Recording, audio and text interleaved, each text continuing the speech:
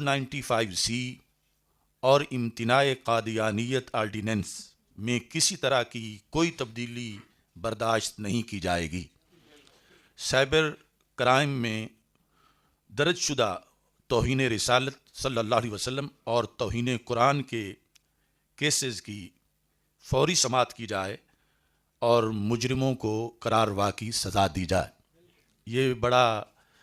Burning issue ہے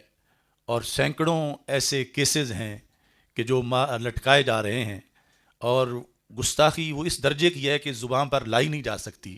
جو کچھ ان کمینوں نے کیا۔ نمبر 2، مدارس دینیہ اور مساجد اسلام کے قلعے ہیں،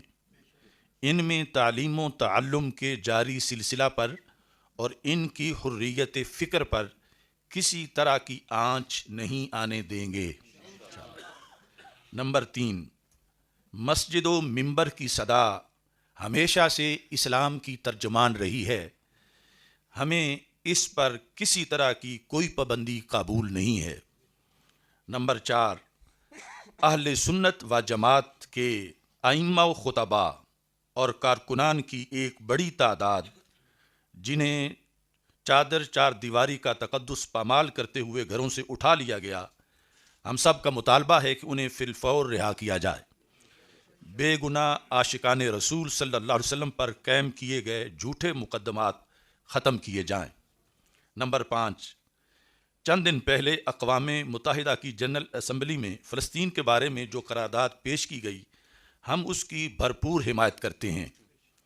اس قرارداد کی روشنی میں مقبوضہ فلسطینی علاقوں سے اسرائیلی فوج کو نکالا جائے۔ ہمیں غزہ میں آبادیاتی یا جغرافیائی کوئی تبدیلی بھی ہرگز قبول نہیں ہے، یعنی من البحر الی النہر سارا فلسطین فلسطینیوں کا ہے۔ ہم غزہ میں سیز فائر کا مکمل نفاذ، انسانی امداد کی بلا تعطل فراہمی اور غزہ کی فوری تعمیر نو کا مطالبہ کرتے ہیں۔ نمبر 6، ہم نیتن یاہو کی دمشق سے جبل الشیخ تک غیر مسلح خطہ قائم کرنے کی تجویز سختی سے مسترد کرتے ہیں اور اسے امت مسلمہ کے داخلی امور میں مداخلت قرار دیتے ہیں، جبکہ یہ سارا علاقہ جسے وہ غیر مسلح بنا کر پھر اپنی منمانیاں کرنا چاہتا ہے، یہ سب امت مسلمہ کا علاقہ ہے۔ نمبر 7، آج کا یہ اجلاس کورٹ سے دھڑا دھڑ گستاخوں کی رہائی پر گہری تشویش کا اظہار کرتا ہے۔ ایسے بہت سے مجرم جنہیں ٹرائل کورٹ نے قطعی ثبوتوں کی روشنی میں سزائے موت سنائی تھی، لیکن بعد میں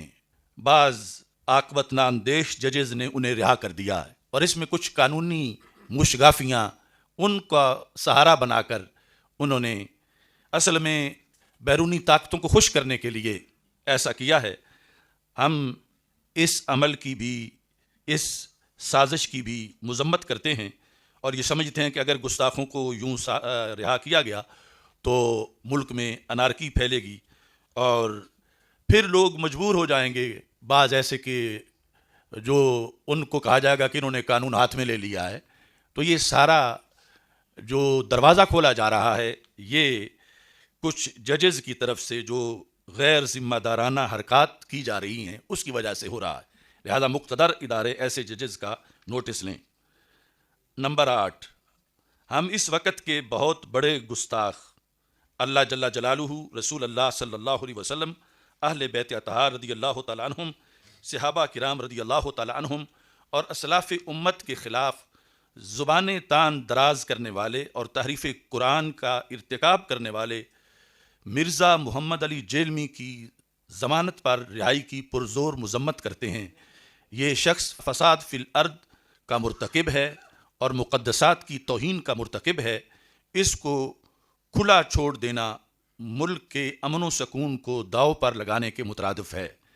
نمبر 9، پاکستان کے مسائل کا حل صرف اور صرف نظام مصطفیٰ صلی اللہ علیہ وسلم میں ہے، چنانچہ بلا تاخیر پاکستان میں نظام مصطفیٰ صلی اللہ علیہ وسلم نافذ کیا جائے۔ نمبر 10، مملکت خداداد پاکستان میں کی جانے والی دہشت گردی کی ہم پرزور مذمت کرتے ہیں اور فتنہ خوارج اور فتنہ ہندوستان کچلنے میں پاکستان کی سیکورٹی فورسز کی بھرپور حمایت کرتے ہیں۔ نمبر 11، ہم اعتقادی اور نظریاتی بنیادوں پر اہل سنت و جماعت کے وسیع تر اتحاد کے علمبردار ہیں، اور اس سلسلہ میں ہمیں اپنی جانب سے جو کچھ بھی کرنا پڑا ہم ہر قربانی دینے کے لیے تیار ہیں اور ہر قسم کا تعاون پیش کرنے کے لیے تیار ہیں۔ اللہ تعالی ہم